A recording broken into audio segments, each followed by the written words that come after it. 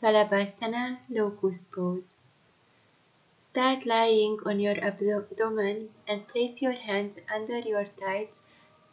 You can close the legs or keep them parallel with each other, hip wide apart, and slowly from the psoas muscle, lift both of your legs. The legs should be strong, the hips should be grounded.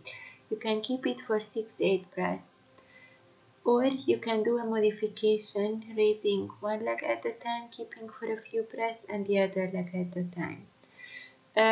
It's a great pose to stretch and strengthen the back part of the body. We all should practice it regularly, as we all need more intelligence in the back part of the body. And eventually I would like to show you a variation. In the variation, you bend one leg and you place the other leg straight. You lift the other leg straight and you place the sole above the knee.